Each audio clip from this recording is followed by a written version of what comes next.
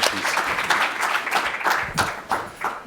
Good morning and welcome to the press conference for the 2023 Cannes competition entry, Firebrand. It's a pleasure to introduce our guests. I'll start at the far end of the table with Oscar-nominated and BAFTA-winning film and television producer Gabrielle Tana. Among her many credits, I'll single out The Dig, The White Crow, The Duchess, Coriolanus, and of course Philomena, which garnered 4 Oscar nominations, including Best Picture. Gabrielle.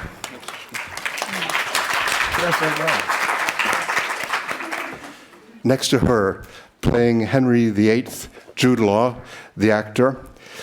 This is his 3rd film in Cannes. He came in 2011 with Wong Kar-wai's My Blueberry Nights for the first time. He's been twice nominated for an Oscar, 4 times for a Golden Globe, and in 2007 he won an honorary César, His Majesty the King.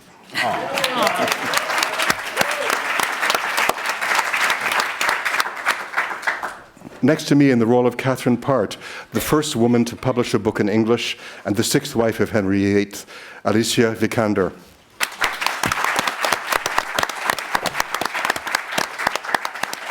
This is the 4th performance by Alicia with which she's graced the festival. She was here last year with Olivier Assayas's Irma Vep, and of course she won an Academy Award for The Danish Girl. Thank you. And as a director and scriptwriter, this is his 6th film in Cannes. He was here first with Madame Sata in 2002. In 2019, his film The Invisible Life of Eurydice Gusmao won the Saltin Egal Prize. Director Karim Aynouz.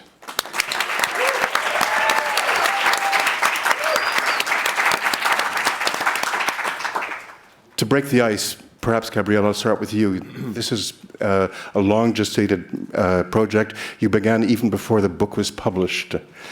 How did that happen? How did that come about? And what brought you to Karim?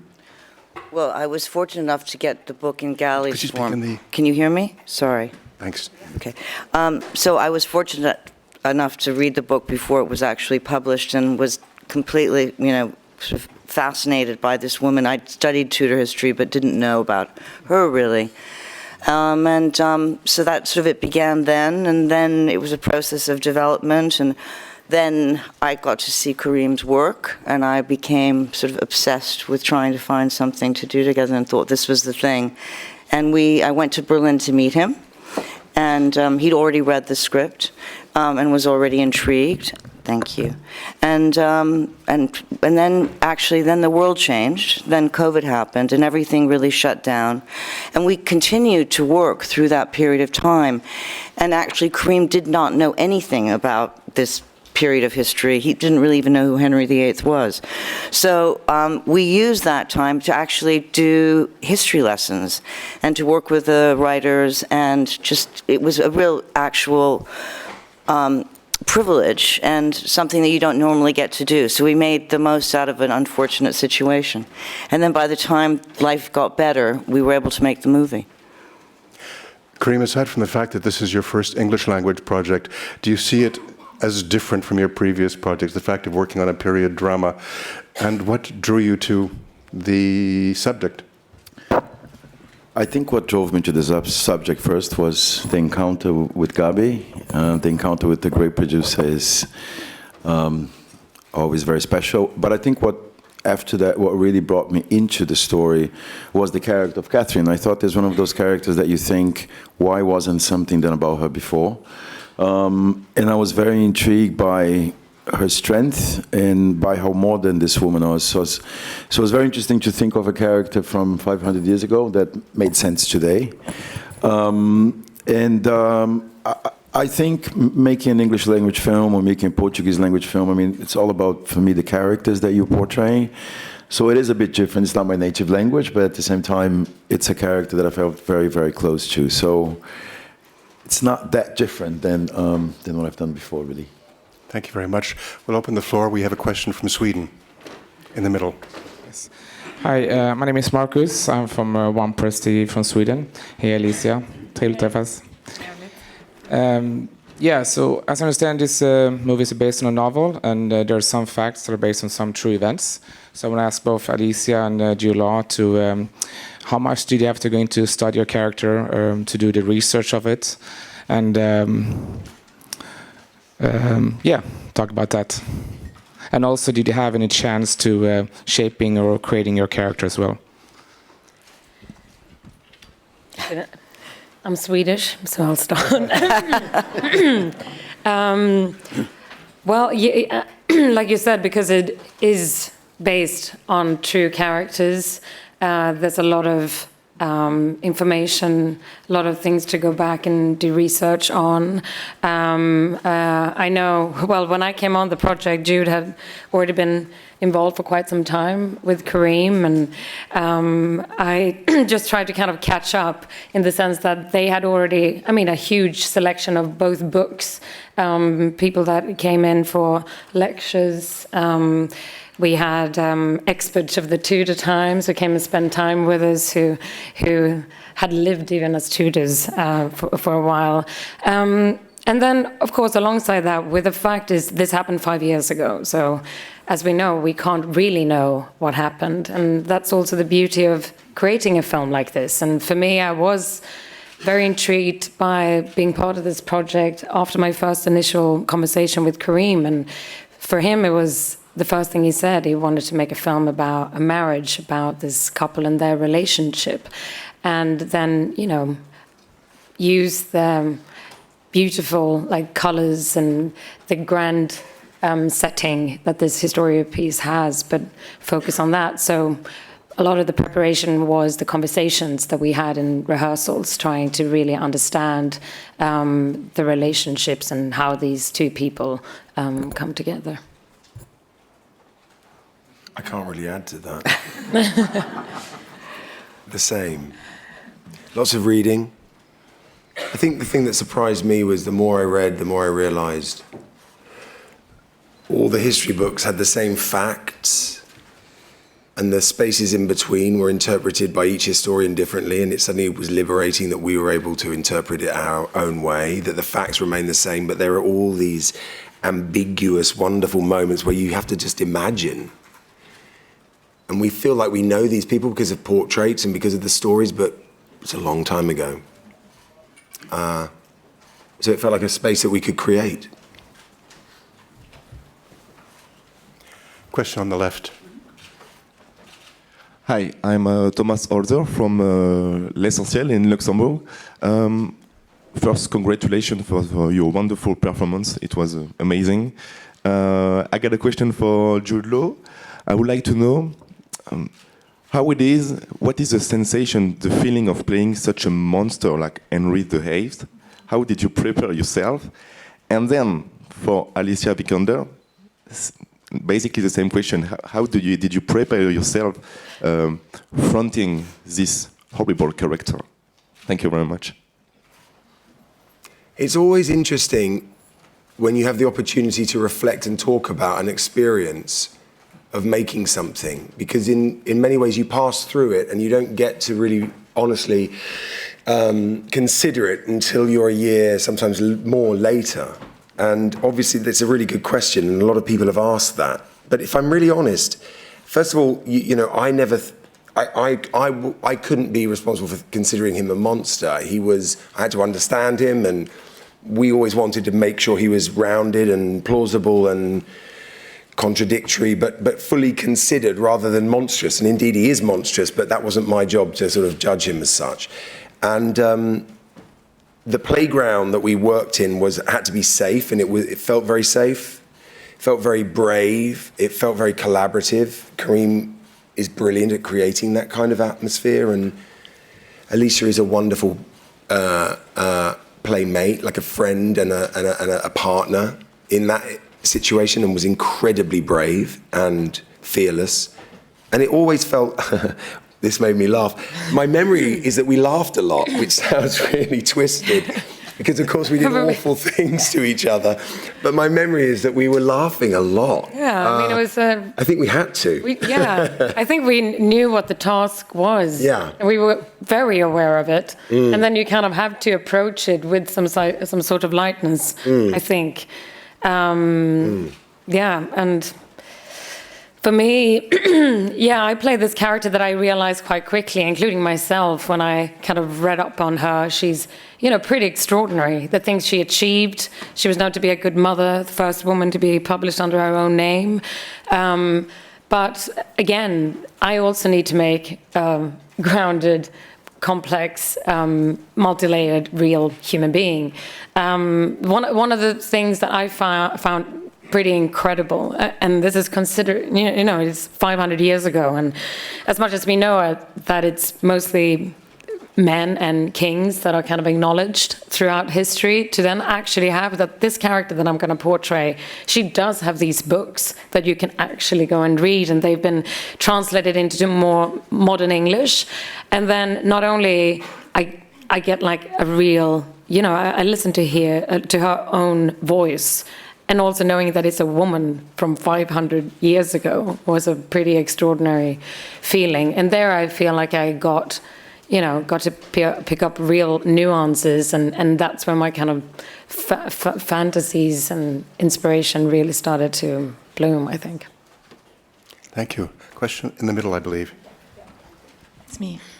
Good morning. Teresa Corseiro, German television, Kulturzeit, ZDF Freizeit. I have a question for Karim Aynous. I was wondering, I mean, this story starts before the British Empire, but later it began. So the fact that you come not from an empire state, you come from a colonized country.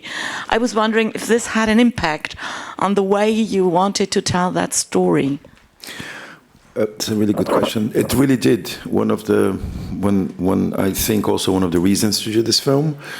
I come from both sides of my family, from countries that were colonized by Europe. So when I was flirting with the idea, part of it was also the wish to write history from this perspective. Like there's so many histories that are written. It's almost like there's histories are written by men, and that's what we say in the beginning of the movie. And I was really excited to be able to. It just felt really interesting to think about somebody coming from where I come from, writing about the place which was going to become an empire.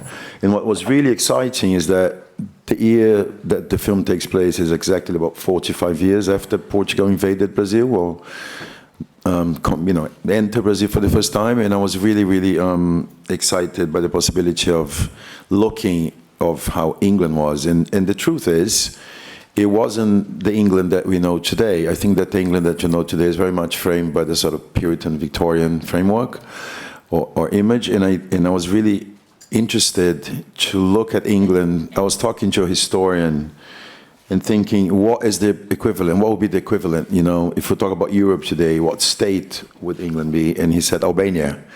It was an island. It was not in continental Europe. It was not the kingdom that it became after the rule of Elizabeth. Colonialism begins with Elizabeth. So for me, it was really exciting to look at that time. And it's a very different England. And I do think the other thing that was exciting, it felt very Latin to me. I know it was not Latin, but it was like based on gangsters, and there was a lot of gold and there's a lot of colors. So for me, it was really exciting and interesting to make a portrait of that country that would become a colonial empire. And yes, it was a big attraction to me. Wonderful, thank you. Yes, please. Yeah, okay. Hello, Florencia Angeles from W Radio in Mexico and Colombia. First of all, thank you for this film, and all the cast is very, very grateful to see this film. And my question for Jude, we are used to see you in the character as seductive, charm, and this time you're a horrible king, a cruel king. How did you choose this character? Why did you say yes to Karim, and how did you work on your character? Yesterday, I saw King Henry, but not Jude Law. Thank you. I think the first conversation I had with Karim was very liberating in that he made it clear that he wanted to look at this from a very human perspective. So I felt free of the restrictions of history, I suppose, and the history books and even the sort of portraiture. It felt like I was allowed to, or the right place to start, rather, was to start as a man and what created this man. And so many of the layers of him and his behavior and the abuse I think he received as a child, meaning, to be separated from family and almost brought up under guard to be a king and fed the lies that he was, second only to God. I mean, what does that do to someone? And when you add to that the paranoia of the time, and then also the physical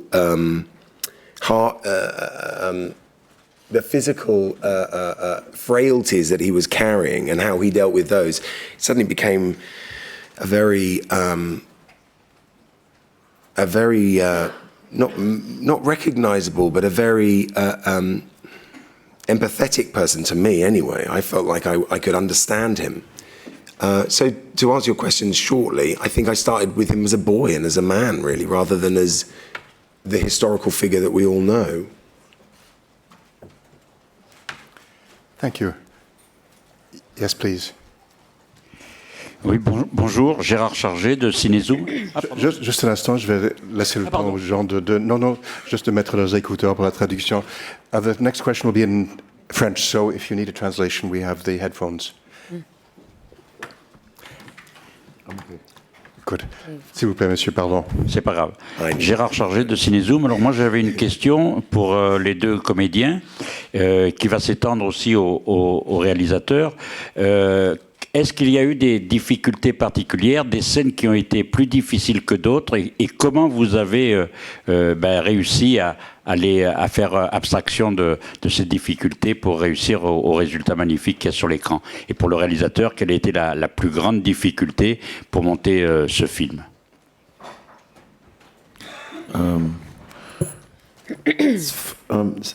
Should I answer in French or do in English? I have a very short memory for bad experiences. I tend to forget them. So I'm not sure if I think of something that was difficult. I think it was perhaps as a whole, it was really important to me that we're not doing a movie about a royal family, but it was a movie about a family.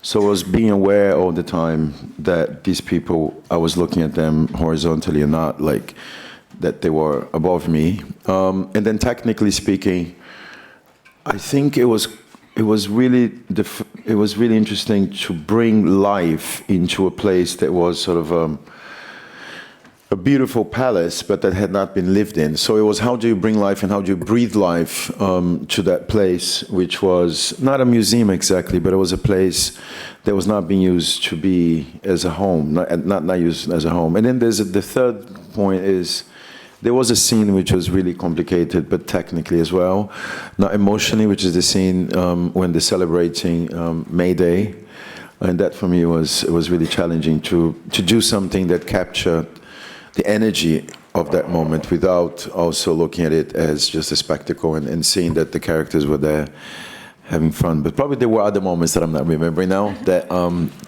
that were difficult, but yeah. There was a question for the actors at the beginning. Yeah, same, I think. I'm trying to think of difficult times, and I also have a hard time to come up with any. I think it's, I more think about like challenging moments in the sense that, we spend a lot of time to try and get, under the surface of these characters. I mean, personally for me, it was... you obviously, I tried to, when he spoke, what he just said about it being about a family, it always helped when I kind of could put myself, try and imagine, what if this was set today, this, situation, because I don't think human behavior or emotions have changed over 500 years. And that thing when we started to rehearse and I realized, okay, so this is a woman who walks in and she is married off without without having any say in it, and knowing that there's 5 wives that are dead, and just putting yourself in that, state of mind, that really, changes things. And that's, I think, where I realized how fragile each moment is for this woman, how she is so terrified of anything, because anything that she does wrong can make this man, flip. And then seeing the few historic facts that we could go back to, and then knowing what she actually achieved, and especially with her writing and her hope for enlightenment, and knowing what his ideals were, that she managed to do that whilst also being just a woman who managed to survive day by day, I thought was just pretty spectacular, incredible to imagine. Thank you. Jude. Yes. Do you have anything? How difficult. How did I feel? It's a really odd and rather wonderful kind of push and pull scenario when you're working on something like this, because on the one hand, you're incredibly happy and fulfilled and stimulated because you're doing the thing you love, and you're in an incredibly safe place, and you're challenged, and working with people you admire, and in many ways you're having the best time of your life. But you happen to be investigating stuff that's awful and dark, but you go home going, great day. That was a great day. So it's an unusual scenario. It's a kind of dance that goes, I guess, of being an artist. You've got to go there. You know that the shadows are the place where the work is the most interesting, the dark spaces, but you do so safely. And thank goodness you can get out, right? You leave. But you have to do so honestly, because otherwise it's not worth anything. So it's a kind of, it was a sweet spot of an experience for me, because I felt I was able to go there with the right people in a safe way, but I was having a great time. You talk about it being able to leave it behind, but certainly coming back into the present at the end of the day, a present marked by Me Too, by misogyny, by despotism around the world. How distant is this world from 500 years ago? No, I think that's, I mean, we had those moments when he kind of talking about making these difficult and horrific scenes whilst having good, it kind of hit us while we were making some of these scenes. Really, when it was just the two of us, and, Jude, you were pretty, wonderfully terrifying. And, it was those very sensitive moments when I really could deep down. I mean, that it's the beauty of the work that I do. I get to put myself in situation and imagine together with other people in a space, and it becomes very powerful. And then you can get the chance of get a sense of, whoa, okay, this is what it could be like for a person who is in this situation. And I don't think there's any difference from being there 500 years ago to today. Gabrielle, you were nodding. Yeah, no, I think that's what drew me to the story in the very beginning, and I think that's right, and that's what's exciting about it, and that things are timeless. Thank you. Next question on the left. Hello, Rana Moussaoui from Agence France Presse. I have a question for Jude Law. Since you delved so much into the history of Henry VIII and the history of the monarchy, and there have been so much talk about the monarchy recently, I mean, especially with the coronation, etc. I would like to know, I'm curious to know, what is your take on the British monarchy? Thank you.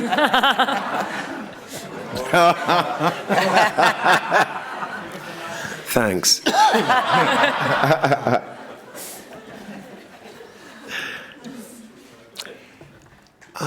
I kind of see it like theatre. Although I'm slightly more obsessed by theatre.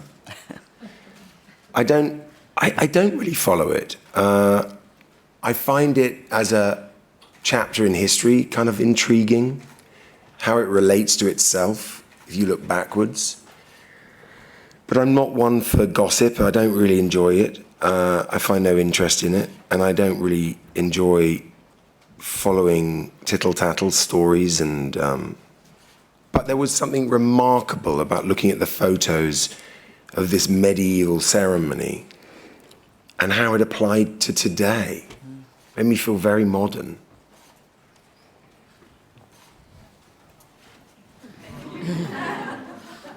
Alicia, what about the monarchy in Sweden? I actually, it was, no, I think they've had an upswing in Sweden over my time there. I think you know, I agree with Jude on most things that he said. But yeah, I also don't think that I don't know. I don't follow it really myself. Thank you. Question on the right. Hi, question from Estado de São Paulo, Rodrigo Fonseca. Question to Karim Ainuz. Watching this Game of Thrones of yours yesterday was a blast, but it was, especially after the Bolsonaro nightmare that we have in Brazil, but it was impossible not to think about a crime committed against a woman from Brazil, Dilma Rousseff. The coup d'etat against Dilma started the nightmare. I would like to hear from you, Karim, if you brought any reference from Dilma to this story. Thank you very much. Yeah, just to give a bit of context, Dilma was the president that was ousted before Bolsonaro was elected. Not really. I mean, I think that it was very strange because this film started exactly when he was elected. And now thinking back, maybe there was other reasons. You know, it's funny when you make some choices and then you realize that there are other reasons behind them as well later on. I don't think about Dilma, but I think a lot about the fact that I was making a movie about someone who was a bit like Bolsonaro, without thinking about it. I think it was my way to deal with it. I mean, I hadn't been back since I was never in Brazil while he was in power, and I think that this is probably a way that I found. I mean, of course, there's other references for this character in the modern world. We don't need to go much farther than the US or Russia or Turkey.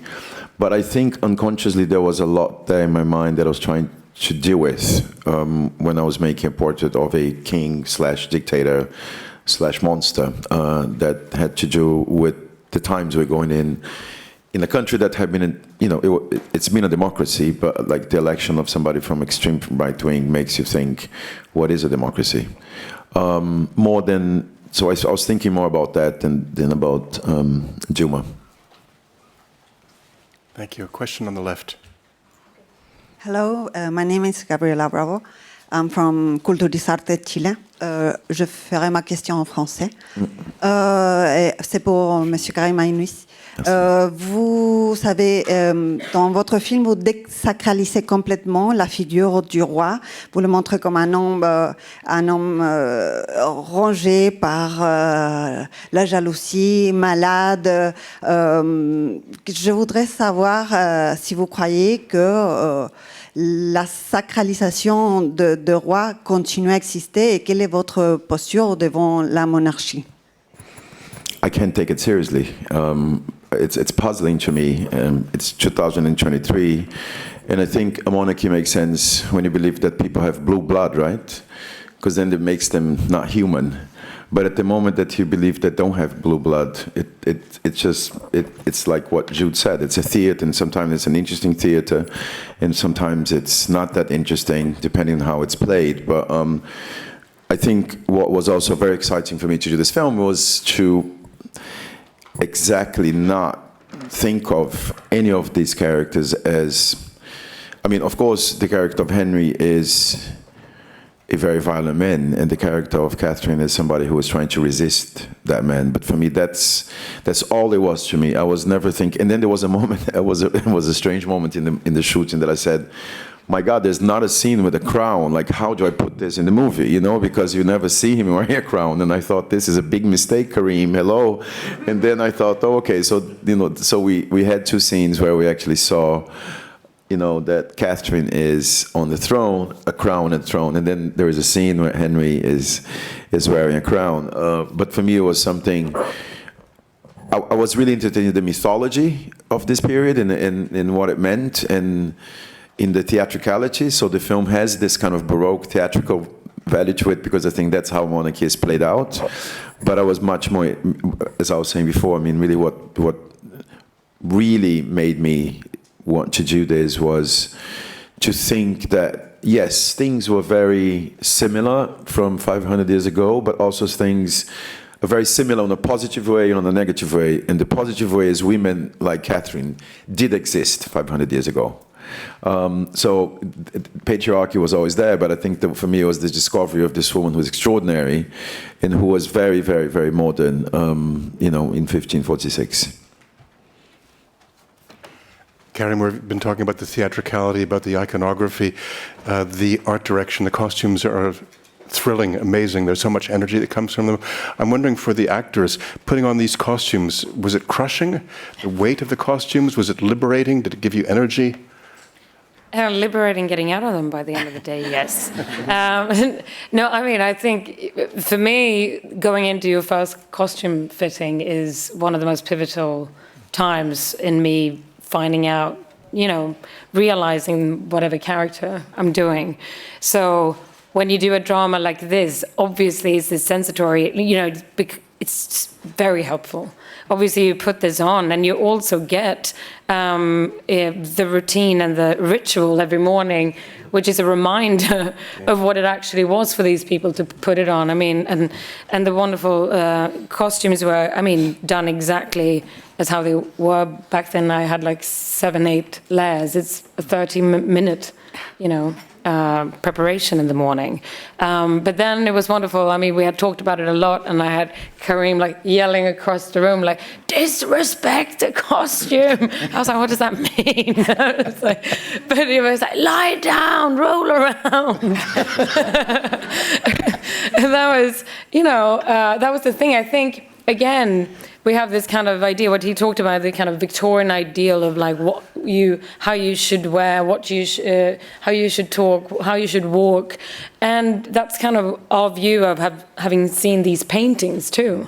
Whilst when you're in them and you get the image of, you know, for me especially, when one of the lecturers said, you know, in the palace it's like 300 men normally, and then it's like 10, 12 women in these 2 rooms. And I was like, that gives you kind of a, you know, a special image. And then being in these dresses for all that time in these tiny, tiny rooms. And that was us hanging, you were like, stay in there, you know, hang out there. And then after a while, you do start to slouch. It's human behavior. So you do that. You like lie on the couch or on the floor with these dresses because there's really nothing else you can do.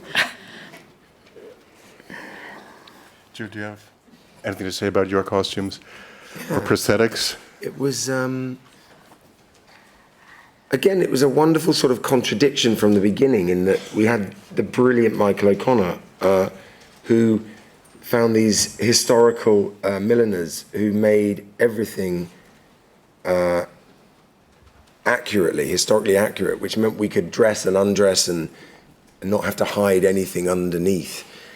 So there was this attention to detail and respect to the past, but then there was also, as Alicia said, there was this disregard in that we wanted to live in them, take them off, trample them, wear them like you would take off a hoodie at the end of a run, and undo them. And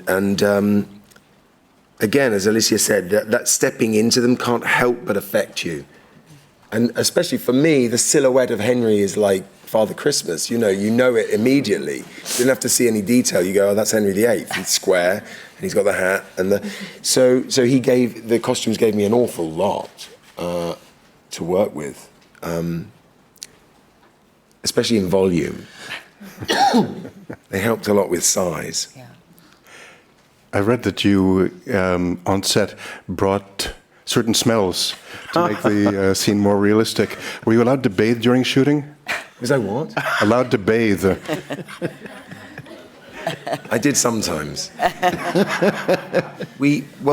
I read these several interesting accounts that you could smell at this period. You could smell Henry 3 rooms away because his leg was rotting so badly, and he hid it with rose oil. So I just thought it would have a great impact if I smelled awful, and I went to this brilliant perfumier who is really, by the way, I mean, she makes wonderful scents, but she also makes awful scents. And she somehow managed to come up with this extraordinary variety, which was pus, blood, fecal matter, and what was the last one? Sweat. And initially, I used it very subtly. I just sort of thought I would use it myself and that would have an impact. And when Kareem got hold of it, it just became a spray fest. And a lot of the reactions you see are him going... We literally have like... Film now, sorry. Camera operator. Yes. It's like... That's right. I have an image of a boom operator. That's why going... When they left the set to eat, I would come in and spray the whole room. Like every room had a smell, and it was like incredible. Like it really triggered a lot. But it was when he walked on set, it was just horrible. To get away, but then it was wonderful. You remember the scene when he goes into your room and they're checking your linens? No, I remember. And she was like, I couldn't believe she was so close to him. No, but it was wonderful to use that, right? I mean, you brought this, and there was this little box with all these scents that we started to travel around. I didn't know that anything could smell. It smells so bad. Yeah. Gabrielle, there's a potential marketing tie-in. Firebrand. Yeah. Perfume commercial. Henry's sink. The best sink in the world, yeah. Question on the far right. Yeah. Me? Oh, hi. Lina Bassi, Hollywood Foreign Press. Congratulations to your movie. Actually, I am old enough to remember seeing another movie in a cinema, Henry VIII and his 6 wives, which was 2 hours long. And 50 years later, you managed to make a movie 2 hours long about Henry VIII and his last wife. I'm just wondering what kind of movie did you watch during the preparation? What kind of books did you read? All right. Just to say, I think it's not a movie about Henry VIII. It's a movie about Catherine Parr, but Henry VIII is in it. But anyway, it's about the couple. And I think that was the first thing that was interesting to me. I did watch a lot of Russian films. I was really looking. There's a director called Alexei Herman who did a movie called "It's Hard to Be a God," which was really inspiration to me. I was really looking at films that looked at history and at the past. They were not glamorizing. They were not sort of looking at the past in a nostalgic way. So I think this was one really important film. There's a film that actually won the Palme d'Or, I think, in 1973 called The Tree of the Wooden Clogs, which is a wonderful film that has a very, very tactile quality. And, you know, you just believe that these people are really living there. And then I watched a lot, I rewatched quite a lot of horror films. I watched Carrie again. So I think it was a mix between, you know, I watched The Shining, the sort of classic horror films that take place in one room. So in one hand, I was looking for the energy. That was a very contemporary genre energy to make this film, because I don't see it like a drama. I feel it's a thriller more than it's a drama. Of course, it has, you know, dramatic elements, obviously. But yeah, I was looking at a lot of Eastern European, and as I told you, Italian and Russian stuff that really inspired me. There's a film called Faust by Sokurov also that I think is a movie from 2011 that was really very, there's a lot of wetness in it, which I thought was really interesting. Because I think when we look at the past, it's normally very dry because you can't really shoot in places where you can put water. And I think those films were films that really dealt with humidity and environment and an atmosphere that I was trying to get here. Thank you. We have a question on the left.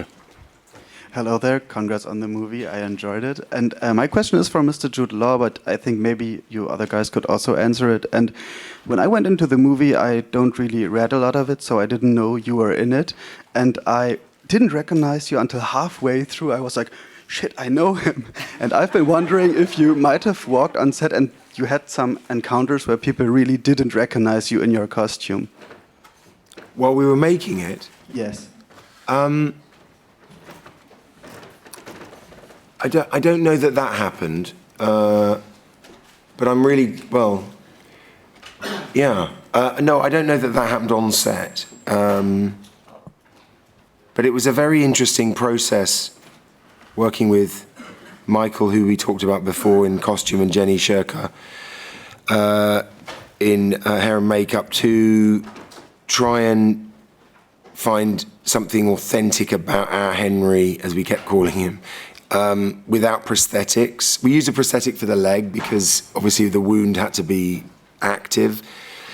But it felt more of a sort of organic place to start, that there's an awful lot you can do by changing hairline and face, growing beards and teeth and yeah, all sorts that have an effect on what you look like. Very, very, very subtle. Not I think brash sort of changes can often stand out in film, and also that we wanted the flexibility to be able to really perform rather than live in rubber, you know, and wear a mask. And because the starting point was very much this is real, this is a couple.